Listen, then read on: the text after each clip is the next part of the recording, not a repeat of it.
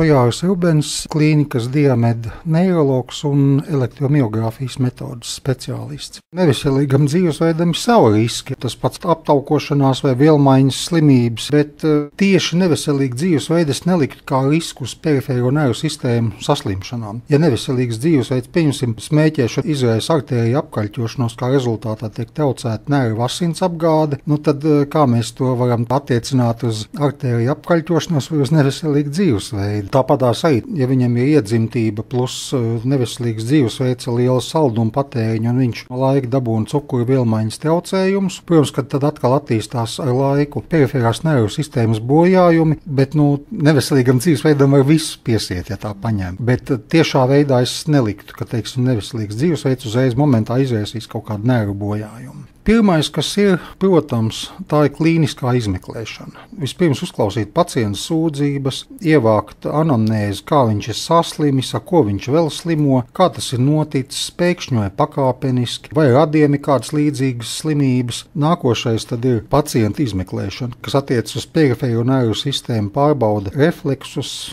jušanas traucējumus, pārbauda kompresijas testus, ja mēs runājam par tām pašām kompresijas neiropātijām. Nākošais klīnicists nosaka iespējamo patoloģiju. Ko tad mēs meklēsim? Jo redziet, jebkuru papildu izmeklēšanas metode, vai tas ir elektromiogrāfija, neirogrāfija, vai kompjutera tomogrāfija, vai magnētiskā rezonanse, tās tomēr ir papildu izmeklēšanas metodes, un to diagnozi gal galā saliek kopā, apvienojot gan objektīvo izmeklēšanu, gan papildu izmeklēšanas metodes, ja nepieciešams analīzes, attēlu diagnostika un tā tālāk.